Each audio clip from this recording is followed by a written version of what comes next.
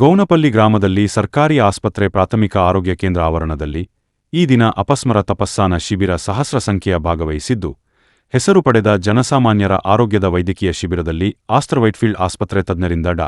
ಸತೀಶ್ ರುದ್ರಪ್ಪರವರು ಹಾಗೂ ರೋಟರಿಯನ್ ಕೋಲಾರ್ ಸಿಎನ್.ಆರ್. ಶ್ರೀನಾಥ್ ಸಹಾಯಕ ಗವರ್ನರ್ ಹಾಗೂ ರೋಟರಿಯನ್ ಎಸ್. ಸುಧಾಕರ್ ಸಹಾಯಕ ಗವರ್ನರ್ ಕೋಲಾರ ರೋಟರಿ ಹಾಗೂ ರೋಟರಿಯನ್ ಡಾ. ಆರ್. ಮೊಹಮ್ಮದ್ ಶರೀಫ್ ಜಿಲ್ಲಾ ಶಸ್ತ್ರಚಿಕಿತ್ಸಕರು ಕೋಲಾರ್ ಮತ್ತು ಡಾ. ಶರೀಫ್ ರವರು, ಗೌನ್ಪಲ್ಲಿ ಆಸ್ಪತ್ರೆ ಡಾ. ಸರ್ವತನ್ ರವರು ಆಡಳಿತ ವೈದ್ಯಾಧಿಕಾರಿಗಳು ಹಾಗೂ ತಾಲೂಕು ವೈದ್ಯಾಧಿಕಾರಿ ಮತ್ತು ಸಿಬ್ಬಂದಿ ವರ್ಗ ಉಪಸ್ಥಿತರಿದ್ದು, ಈ ಸಭೆಯಲ್ಲಿ ಗೌರವಾಂತ ಗಣ್ಯರು ಮಾಜಿ ತಾಲೂಕು ಪಂಚಾಯಿತಿ ಅಧ್ಯಕ್ಷರು ಬಂಡಪಲ್ಲಿ ಕೃಷ್ಣಾರೆಡ್ಡಿ, ಸ್ನೇಹಿತರು ಶ್ರೀನಿವಾಸ್ ರೆಡ್ಡಿ, ಈ ಭಾಗದ ಜನಸಾಮಾನ್ಯರು, ಹಿರಿಯರು ಎಲ್ಲರೂ ಭಾಗವಹಿಸಿದ್ದರು.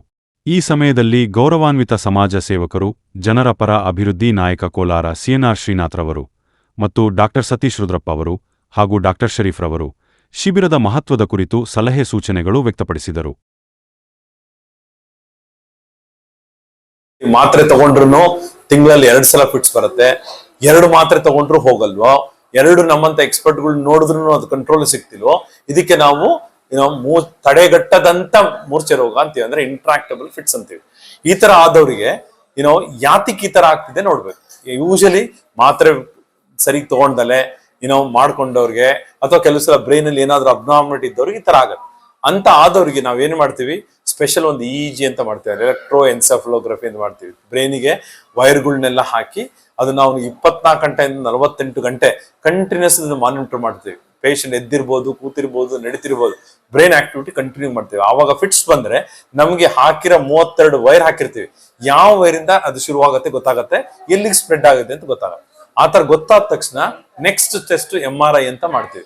MRI ಅಂತ ಸ್ಕ್ಯಾನ್ ಮಾಡಿದಾಗ ನಾವು ಹಾಕಿರೋದು, ಫಾರ್ ಎಕ್ಸಾಂಪಲ್ ಈ ಜಾಗದಿಂದ ಬರ್ತಿದೆ ಅಂದ್ರೆ ಅದೇ ಜಾಗದಲ್ಲಿ MRI ಅಲ್ಲಿ ಬ್ರೈನ್ ಅಲ್ಲಿ ಏನಾದ್ರೂ ಚೇಂಜಸ್ ಇದ್ರೆ ಮೂರ್ಛೆ ರೋಗ ಅಥವಾ ಅಪಸ್ಮಾರ ಅಂತ ತುಂಬಾ ಜನ ನರಳ್ತಾರೆ. ಈ ಮೂರ್ಛೆ ರೋಗ ಅನ್ನೋದು ದೊಡ್ಡ ಕಾಯಿಲೆ ಅಲ್ಲ. ಅದು ಆಕ್ಚುಲಿ ಅದು ಯಾವ್ದು ಕಾಯಿಲೆ ಬಂದ್ರೂ ಹೆಂಗ್ ಜ್ವರ ಬರುತ್ತೋ ಅದೇ ತರ ಬ್ರೈನ್ ಅಲ್ಲಿ ಕೂಡ ಏನಾದ್ರೂ ಪ್ರಾಬ್ಲಮ್ ಇದ್ರೆ ಮೂರ್ಛೆ ರೋಗ ಬರುತ್ತೆ. ಅಂದ್ರೆ ಬ್ರೈನ್ ಅಲ್ಲಿ ರಕ್ತ ಚಲನೆ ಸರಿ ಇಲ್ದಿದ್ರೆ, ಹುಟ್ಟಿದಾಗ ಮಗು ಅಳ್ತಲೇ ಬ್ರೈನ್ ಡೆವಲಪ್ ಆಗದಿದ್ರೆ, ಅಥವಾ ಕೆಲವರಿಗೆ ಅಬ್ನಾರ್ಮಲ್ ಬ್ರೈನ್ ಅಲ್ಲಿ ಗ್ರೋತ್ ಆದ್ರೆ, ಅಂದ್ರೆ ಏನಾದ್ರೂ ಬೆಳವಣಿಗೆ ಗಡ್ಡೆ ಬೆಳವಣಿಗೆ ಆದ್ರೆ, ಅಥವಾ ರಕ್ತ ಚಲನೆ ಸರಿ ಆಗದಿದ್ರೆ, ಅಥವಾ ಯಾರು ಆಲ್ಕೋಹಾಲ್ ಎಲ್ಲ ಕುಡಿದು ಜಾಸ್ತಿ ಬ್ರೈನ್ಗೆ ಡ್ಯಾಮೇಜ್ ಮಾಡ್ಕೊಂತಾರೋ ಯಾರಿಗ್ ಬೇಕಾದ್ರೂ ಈ ಮೂರ್ಛೆ ರೋಗ ಬರ್ಬೋದು. ಬಟ್ ಮೂರ್ಛೆ ರೋಗ ಬಂದ ತಕ್ಷಣ ಅದು ಪರ್ಮನೆಂಟ್ ಬರುತ್ತೆ ಅಂತ ಅಲ್ಲ. ಈ ಮೂರ್ಛೆ ರೋಗ ಏನಾಗತ್ತೆ ಅಂತ ಹೇಳಿದ್ರೆ, ಬ್ರೈನ್ ಅಲ್ಲಿ ಎಲ್ಲೋ ಒಂದು ಜಾಗದಲ್ಲಿ ಎಲೆಕ್ಟ್ರಿಕಲ್ ಕರೆಂಟ್, ಈಗ ಹೆಂಗೆ ನಮ್ಮ ಸ್ಪಾರ್ಕ್ ಬರುತ್ತೋ ಮನೆಗಳಲ್ಲಿ ಸ್ವಿಚ್ ಏನಾದ್ರು ಲೂಸ್ ಕನೆಕ್ಷನ್ ಇದ್ರೆ ಹೆಂಗೆ ಸ್ಪಾರ್ಕ್ ಬರುತ್ತೋ ಅದೇ ತರ ಬ್ರೈನ್ ಅಲ್ಲಿ ಕೂಡ ಒಂದು ಜಾಗದಿಂದ ಎಲೆಕ್ಟ್ರಿಕ್ ಕರೆಂಟ್ ಬರುತ್ತೆ. ಅದು ಬಂದು ಅದನ್ನ ಕರೆಕ್ಟ್ ಆಗಿ ತಡಿಲಿಲ್ಲ ಅಂದ್ರೆ ಬೇರೆ ಎಲ್ಲಾ ಪಾರ್ಟಿಗೂ ಸ್ಪ್ರೆಡ್ ಆಗಿ ಮನುಷ್ಯ ಕೈ ಕಾಲು ಒತ್ಕೊಳ್ಳೋದು, ನಾಲ್ಗೆ ಕಚ್ಕೊಂಡು ಬಾಯಲ್ಲಿ ಬರಗು ಬಂದು ಅನ್ಕಾನ್ಶಿಯಸ್ ಆಗಿ ಬೀಳ್ತಾರೆ. ಇದಕ್ಕೆ ಮೂರ್ಛೆ ರೋಗ ಅಂತೀವಿ. ಮೂರ್ಛೆ ರೋಗದಲ್ಲಿ ವಿವಿಧ ಮೂರ್ಛೆ ರೋಗಗಳು ಇದಾವೆ. ನೀವು ಜನ ಸಮಾಜವಾಗಿ ನೋಡೋದು ನಾಲ್ಗೆ ಕಚ್ಚಿ ಕೈಕಾಲು. ಸರ್, ತಮ್ಮಲ್ಲಿ ಒಂದು ಮಾತು, ಈ ದಿನ ಈ ಕೋಲಾರ ಜಿಲ್ಲಾ ಶ್ರೀನಿವಾಸ ತಾಲೂಕು ವ್ಯಾಪ್ತಿಗೆ ಬರುವ ಈ ಗೌನ್ಪಲ್ಲಿ ಈ ಸರ್ಕಾರಿ ಆಸ್ಪತ್ರೆಯಲ್ಲಿ ತಮ್ಮ ಒಂದು ಶಿಬಿರ ಹಮ್ಮಿಕೊಂಡಿದ್ದಾರಲ್ಲ, ತಮ್ಮ ಒಂದು ಈ ಪೇಷಂಟ್ ತಮ್ಮ ಹತ್ರ ಬಂದ್ರೆ ಅಪಾಯಿಂಟ್ ಬೇಕು, ಜಾಸ್ತಿ ರಿಸ್ಕ್ ಇದೆ, ಟೈಮಿಂಗ್ಸು, ಟೋಕನ್ಸು ಇದೆಲ್ಲ ಬಿಟ್ಟು ಈ ಒಂದು ಸಮಾಜದಲ್ಲಿ ತಾವು ಈಗಾಗಲೇ ತಮ್ಮ ಒಂದು ವೃತ್ತಿಯಲ್ಲಿ ತಮ್ಮ ಶಿಬಿರಗಳಲ್ಲಿ ಎಷ್ಟೋ ಒಂದು ಹೆಸರು ಪಡೆದು ಈ ಗೌನ್ಪಲ್ಲಿ ಸಣ್ಣ ಗ್ರಾಮ, ಈ ಬಡ ಜನತೆಯಲ್ಲಿ ಈ ದಿನ ಈ ಒಂದು ಪೇಷಂಟ್ ಒಂದು ಸಂಘರ್ಷಣೆ ಯಾವ ರೀತಿ ಒಂದು ಪೇಷಂಟ್ ಎಷ್ಟು ಕೇಸಸ್ ಆಯ್ತು, ಮುಂದಿನ ದಿನಗಳಲ್ಲಿ ಅವರಿಗೆ ಉಚಿತ, ಈ ದಿನ ಉಚಿತ ನಿಮ್ಮ ಒಂದು ಆಸ್ಪತ್ರೆ ಬಂದ್ರೆ ಯಾವ ರೀತಿ ಉಚಿತ ಟ್ರೀಟ್ಮೆಂಟ್ಗೆ ಸಹಕರಿಸ್ತಾರೆ. ಇದು ನಾವು ಬರ್ತಿರೋದು, ಈ ಪ್ರೋಗ್ರಾಮ್ ಹಾಕೊಂಡಿರೋದೇ ನಾವು ಪ್ರತಿಯೊಂದು ಹೋಬಳಿಯಲ್ಲಿ, ನಾವು ಕೋಲಾರ ಜಿಲ್ಲೆಯಲ್ಲಿ ಎಪಿಲೆಪ್ಸಿ ಮುಕ್ತ ಪ್ರೋಗ್ರಾಮ್ ಮಾಡಬೇಕು ಅಂತಾನೆ ಹಾಕೊಂಡಿದ್ದೀವಿ. ಇದು ನಂದು 10ನೇ ಪ್ರೋಗ್ರಾಮು.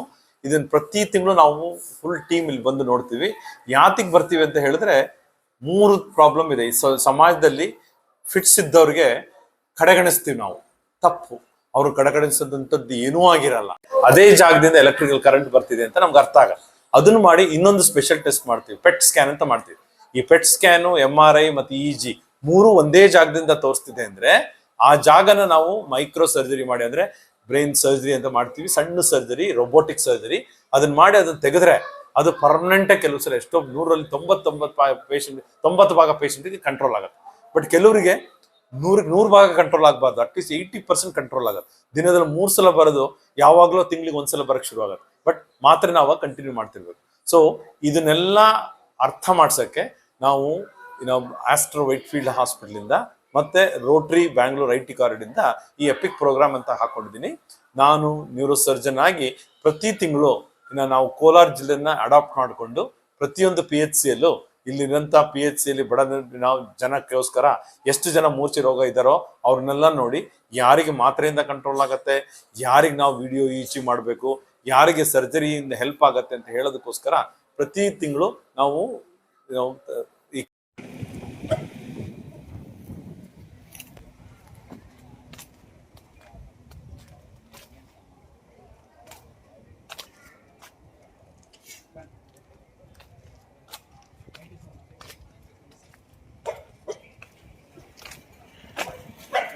ಇದಕ್ಕೆ ಪೇಷಂಟ್ಗೂ ಅನಿಸ್ಬೇಕು ಇದಕ್ಕೊಂದು ಟ್ರೀಟ್ಮೆಂಟ್ ಇದೆ ಅಂತ.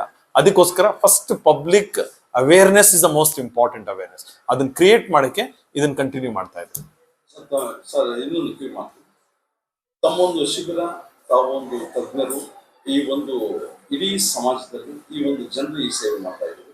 ಈ ದಿನ ಈ ಗೋನ್ಕೊಲ್ಲಿನಲ್ಲಿ ಈ ಶಿಬಿರಕ್ಕೆ ತಮ್ಮ ಯಾರ ಸರ್ಕಾರ ನೋಡ್ರಿ ಎರಡೂ ತಾವು ಇದು ಯಾರ ಮುಖಾಂತರ ಯಾವ ರೀತಿ ಈ ದಿನ ಕಾರ್ಯಕ್ರಮ? ಸೊ ಇದು ನಾವು ಲಾಸ್ಟ್ ಟೈಮು ಇನ್ನೊಂದು ಜಾಗದಲ್ಲಿ ಮಾಡಿದಾಗ ನಮ್ಮ ಡಾಕ್ಟರ್ ಶರೀಫ್ ಡಾಕ್ಟರ್ ಅಂತ ನಮ್ಮ ಇಲ್ಲಿ ಮೊದಲೇ ಕೆಲಸ ಮಾಡಿದ್ದ PHC ಡಾಕ್ಟರ್ ಇದ್ರು. ಅವ್ರೀಗ ಡಿಸ್ಟ್ರಿಕ್ಟ್ ಸರ್ಜನ್ ಆಗಿದ್ದಾರೆ.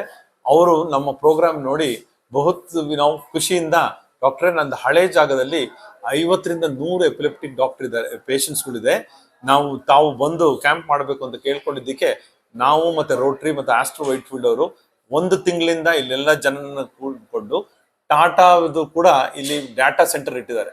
ಆ ಡಾಟಾ ಸೆಂಟರ್ ಜನಗಳು ಜನರು ಉಪಯೋಗ ಮಾಡಿಸ್ಕೋಬೇಕು ಅಂತ ನಾವು ಕೇಳ್ತೀವಿ. ಪ್ರತಿಯೊಂದು PHCಯಲ್ಲೂ ಕೂಡ ಅವ್ರಿಗೆ ಗೊತ್ತಿರುತ್ತೆ, ಬಂಗಾರಪೇಟು, ಕೋಲಾರ, ವೇಮ್ಗಲ್ ಇಂಥ ಡಿಫ್ರೆಂಟ್ ಜಾಗದಲ್ಲಿ ನಾವು ಆಗ್ಲೇ ಮಾಡ್ತಾ ಇದ್ದೀವಿ. ಕೇಳ್ಕೊಂಡು ನಿಮಗೆ ಮೂರ್ಛೆ ರೋಗ ಇದ್ರೆ ನೆಕ್ಸ್ಟ್ ಟೈಮ್ ನಮಗೆ ಬಂದು ನೋಡಿದ್ರು ಅರ್ಥ ಆಗತ್ತೆ. ನಿಮಗೆ ಬರಕ್ಕಾಗ್ಲಿಲ್ಲ ಅಂದ್ರೆ ಒಂದು ನಂಬರ್ ಕೊಡ್ತೀನಿ, ಆ ನಂಬರಿಗೆ ಫೋನ್ ಮಾಡಿದ್ರು ಕೂಡ ಬೆಂಗಳೂರಿಗೆ ನಮ್ಮ ಆಸ್ಟ್ರೋ ಹಾಸ್ಪಿಟಲ್ಗೆ ಬಂದು ಫ್ರೀ ಟ್ರೀಟ್ಮೆಂಟ್ ಕೂಡ ಅದಕ್ಕೆ ಕೊಡ್ತೀವಿ. ಈ ನಂಬರ್ ಹೇಳ್ತೀನಿ, ಕರೆಕ್ಟಾಗಿ ಕೇಳ್ಕೊಳ್ಳಿ. 8884777 ಮತ್ತೊಮ್ಮೆ ಹೇಳ್ತೀನಿ, 8884777 ಇದಕ್ಕೆ ಫೋನ್ ಮಾಡಿ ನಿಮ್ಮ ಪ್ರಾಬ್ಲಮ್ ಹೇಳ್ಕೊಂಡ್ರೆ ನಾವು ಅಪಾಯಿಂಟ್ಮೆಂಟ್ ಕೊಡ್ತೀವಿ. ಯಾವ್ದಾದ್ರು ಶುಕ್ರವಾರ ಬಂದು ನಮ್ಗೆ ನೋಡಿದ್ರೆ ಈ ಎಪಿಕ್ ಪ್ರೋಗ್ರಾಮ್ ಇಂದ ಕೇಳ್ಕೊಂಡು ಬಂದಿದ್ದೀವಿ ಅಂತ 3 ವರ್ಷ ಓನ್ಲಿ ಈ ಜಿಲ್ಲೆಯಲ್ಲಿ ಮಾಡ್ತೀವಿ.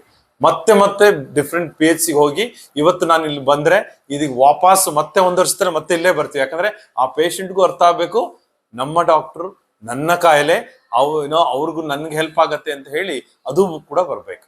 ಎರಡನೇದು ಯಾರಿಗೆ ಇಲ್ಲಿ ಇವತ್ತು ನಾವು 62 ಪೇಷಂಟ್ ನೋಡಿದ್ವಿ.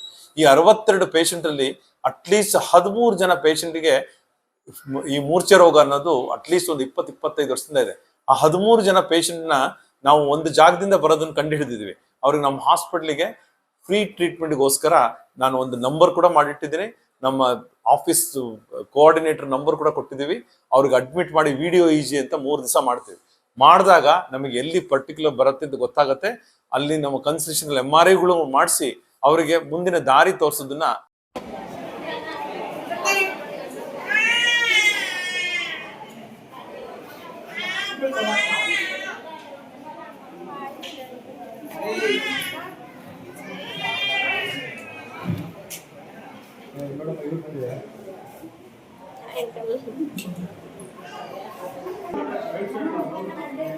സാറിന് ഒരു പേഷ്യന്റ് കൂടി ഉണ്ട് കേട്ടോ.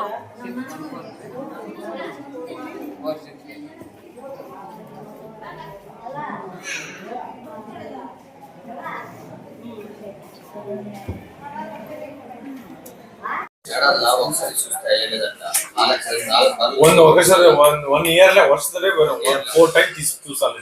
తర్వాత చూస్తాను, లేదంటే అర్థం అవుతుంది, లేదంటే మళ్ళీ మీరు ఎక్కడ చెప్తారో ఎక్కడ వెళ్తారు అట్లా చేసంటే ఇప్పుడు లైఫ్ ప్రాబ్లం. అర్థమైందా?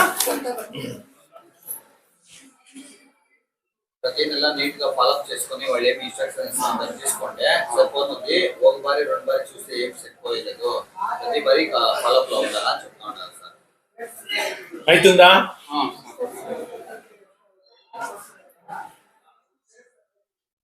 ఇది లాస్ట్ 2025 ఎంత టైం అయింది? ఏం sir? Last year last year లా ఎన్సిపి వాళ్ళకి అట్లా ಅದು 2024 దాని లాస్ట్ ఐడర్లా ಸರ್ ಆಗ ಒಂದು ತಿಂಗಳಿಗೆ 2 ತಿಂಗಳ ತರ ಕಾಣಿಸ್ಕೊಂಡು ನಿಂಗೆ ಏನಾಗಬೇಕು? ಹೌದಾ?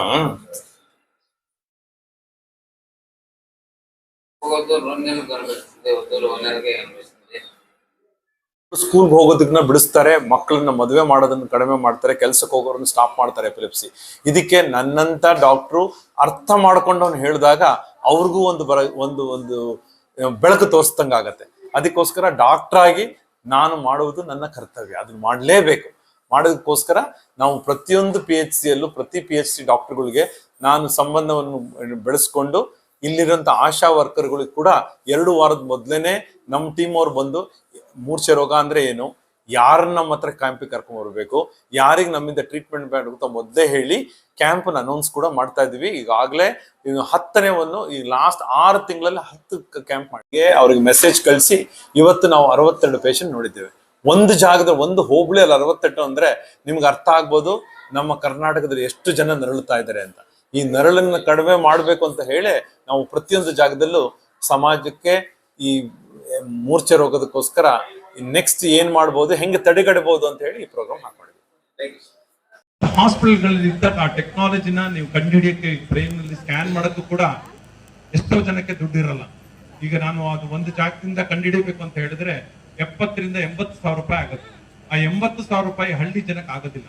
ಅದಕ್ಕೋಸ್ಕರ ನಾವು ರೋಟರಿಯಿಂದ, ಎಸ್ಪೆಷಲಿ ರೋಟರಿ IT ಕಾರಿಡಾರ್ ಮತ್ತು ರೋಟರಿ ಸಂಸ್ಥೆ 3191 ಇಂದ ಹಿಡಿದು ಪ್ರತಿ ಒಂದು ರೋಟರಿಯಿಂದ ಇಂಥ ಪೇಷಂಟ್ಗಳಿಗೆ ಇಂಥ ಕ್ಯಾಂಪ್ಗಳು ಮಾಡಿ 25 ಪೇಷಂಟ್ಗಳನ್ನ ನಾವು ಕ್ಯಾಂಪಿಂದ ಕರ್ಕೊಂಡು ಹೋಗಿ ವಿಡಿಯೋ EG ಅಂತ ಫಸ್ಟ್ ನಮ್ಮ ಹಾಸ್ಪಿಟಲ್ ಮಾಡ್ತೀವಿ.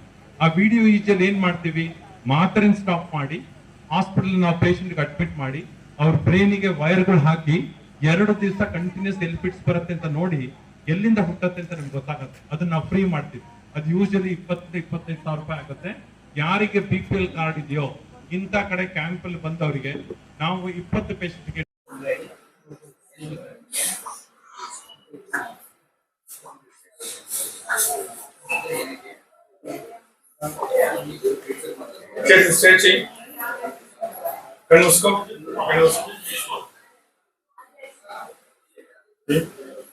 ఏం టాబ్లెట్ తీసుకుంటున్నారు? ఎక్కడ అసలు చూసారా మీరు? టాబ్లెట్స్ ఏమి ఇస్తాం వాడతాను. ఏం లేదా? ఏం లేదు. ఎందుకు? ಸರ್ తీసుకుంటా ಅಂದ್ರೆ అది మళ్ళీ ఎప్పుడు అట్లే కనిపిస్తా ఉంటుంది. అయ్యో అట్లా లేదు, వాళ్ళు తీసుకుంటారు సార్. అయ్యో రాంగే, అట్లా చేయవద్దు. లేదంటే మళ్ళీ మళ్ళీ మళ్ళీ మళ్ళీ ప్రాబ్లం అవుతుంది. బ్యాక్ స్కాన్ చేశారు, ఎందుకు చేశారు? అట్లా అయినప్పుడు సార్ ఇంత మాత్రమే మనపల్లో సార్ తీసుకున్నది 5 years ಆಯ್ತು. ಮದ್ವೆಗಿಂತ ಮೊದ್ಲು ಇರಲಿಲ್ವಾ? ಇತ್ತ? ಸೊ ಮದ್ವೆ ಆದ್ಮೇಲೆ ಎಷ್ಟು ಸಲ ಆಯ್ತು? ಮದುವೆ ಆದ್ಮೇಲೆ ಜಾಸ್ತಿ ಆಯ್ತು. ಹೌದಾ? ಈಗ ದಿನಕ್ಕೆ ಎಷ್ಟು ಸಲ ಆಗ್ತಿದೆ? ರಾತ್ರಿ ಟೆನ್ಷನ್ ಜಾಸ್ತಿ ಆದ್ರೆ ರಾತ್ರಿ ಆಗುತ್ತೆ. ಆಗತ್ತ ದಿನ? ಇವ್ನ್ ಬಂದ್ ದಿನ ಏನಿಲ್ಲ. ಇವ್ನ್ ಬಂದ್ ಬೈದ್ರೆ ನೀನ್ ಬಿಡ್ಸಾಕತ್ತ ಈಗ? ಎಷ್ಟು ದಿನಕ್ಕೆ ಒಂದ್ಸತಿ ಆಗುತ್ತೆ? ಡೈಲಿ ಒಂದು 3-4 ಸಲ ಆಗುತ್ತೆ ಸರ್. ಚಿಕ್ಕದಾಗ ಆಗುತ್ತೆ. ಮುಂಚೆ ಸ್ವಲ್ಪ ಜಾಸ್ತಿ 2 ಆಗ್ತದೆ. ನಿಮಿಷ ಆಗುತ್ತೆ. ಏನಾಗುತ್ತೆ? ಜಾಸ್ತಿ ಆಗುತ್ತೆ. ಕರೆಕ್ಟ್ ಆಗಿ ತೋರ್ಸಿ, ಹೆಂಗ್ ಮಾಡ್ತೀಯ ನೀನು? ಹೆಂಗ್ ಮಾಡ್ತೀಯ ತೋರ್ಸ? ಎಲ್ಲ ಕೈ ಎಲ್ಲ ಹಿಂಗೆಲ್ಲ ಮಾಡೋದು. ಮಾಡ್ತಾಳ? ಕಣ್ಣೆಲ್ಲ ಏನ್ ಮಾತ್ರ ಮೇಲೆ ತಗೊಂತಿದ್ಯಾ? ಏನ್ ಮಾತ್ರ ಮಾಡ್ತಿದ್ಯಾ? ಎಲ್ಲ ಕೊಡಿ ಮಾತ್ರ ಚೀಟಿ ಏನೇನು ತಗೊಂಡು ಅವಾಗ ಅವಾಗ ಜಾಸ್ತಿ ಆಗುತ್ತೆ. ಮೆಡಿಕಲ್ ಚಿಕ್ಕದಾಗ ಆಗೋದು ಡೈಲಿ ಒಂದು 2-3 ಸಲ ಆಗುತ್ತೆ. ಎಲ್ಲಿ ತೋರಿಸಿದ್ದೆ ಇದು? ಇದು ಮೆಡಿಕಲ್ ಹಾಸ್ಪಿಟಲ್. ಅವ್ರಿಗೆ ಸ್ಲಿಪ್ ಕೊಟ್ಟಿರ್ಲಿಲ್ವಾ? ಇಲ್ಲ ನಮಗೆ. ಅದು ಮುಂಚೆ ಬೇರೆ ಮಾತ್ರ ಮುಗ್ತಾ ಇದ್ರೆ ಡೆಲಿವರಿ ಟೈಮ್ ಆಗು ಮತ್ತೆ ಇವಾಗ ಈ ಮಾತ್ರ ಬರ್ತಿದ್ದಾರೆ. ಅದು ಒಂದು ಎಲೆಕ್ಟ್ರಿಕಲ್ ಟೆಸ್ಟ್ ಮಾಡ್ತಾರೆ, ಅದನ್ನ ಮಾಡಿಸಿಲ್ಲ. ಇಲ್ಲೇ ಮಾಡಿಸೋದು ಇದು van ಅಲ್ಲಿ. ಜೆರಾಕ್ಸ್ ಇದೆಯಲ್ಲ, ಪೇಷಂಟ್ ಹಾ ಇಲ್ಲ ಓಕೆ. ಹಂಗಾದ್ರೆ ಆ ಚೀಟಿ ತಗೊಂಡೋಗಿ ಈ ಕಡೆಯಿಂದ 3ನೇ ರೂಮ್ ಅಲ್ಲಿ ಸ್ಕ್ಯಾನ್ ಮಾಡ್ತಾ ಇದ್ದಾರೆ. ಒಂದು ಸ್ಕ್ಯಾನ್ ಮಾಡಿಸ್ಕೊಂಡು ಬನ್ನಿ, ರಿಪೋರ್ಟ್ ತಗೊಂಡ್ ಬನ್ನಿ ಬೇಗ. ಇವತ್ತು ಇದೊಂದು ಇಂಜೆಕ್ಷನ್ ಕೊಡಿಸ್ಬೇಕು, ಇವತ್ತೇ ಕೊಡಿಸ್ಬೇಕು, ಇಲ್ಲ ಇವತ್ತು ನೈಟ್ ಬರುತ್ತೆ. ఇంట్లో తీసుకోండి ఇంజెక్షన్ ಇವತ್ತು ಕೊಡ್ತಾರೆ. ఇప్పుడు అది ఈడెడ్ తీసుకోవాలి, ఇది మ్యాండేటరీ, ఇది ఇప్పుడు తీసుకొని తీసుకోవాలా అది చెప్తున్నాను. ఇంజెక్షన్ అప్పుడు వేస్తే సరే, ఇది ఇంజెక్షన్ ఆల్రెడీ ఆಗಿದೆ, అవి క్యానల్ వేసిందా అదే ఆ రూమ్ లో వేస్తారు కదా, అదే కదా ಇದನ್ನ ಸರ್. ಹೇಳು 9 ಗಂಟೆ ಎಷ್ಟು ಗಂಟೆ ಮಲಗ್ತಾನೆ ಕೇಳೋಣ. ಇಂಜೆಕ್ಟ್ ಬಂದ್ಕೊಂಡಿದೆ ನೈಟು ಇದನ್ನ 8 ಗಂಟೆ ಕೊಡ್ಬೇಕು, ಇದನ್ನ 8:30 ಕೊಡ್ಬೇಕು. ಈ ಮಾತ್ರೆ ಲೈಫ್ ಲಾಂಗ್ ಕೊಡ್ಬೇಕು. ಎರಡು ಬೆಳಿಗ್ಗೆ ಇದು ಬೆಳಗ್ಗೆ ರಾತ್ರಿ, ಇದು ರಾತ್ರಿ ಮಾತ್ರ ಒಂದು ನೈಟ್, ಇದು ಲೈಫ್ ಲಾಂಗ್. ఈ మాత్రలో పొద్దున్నే ఒకటి రాత్రి 8 గంటలకు ఒకటి 2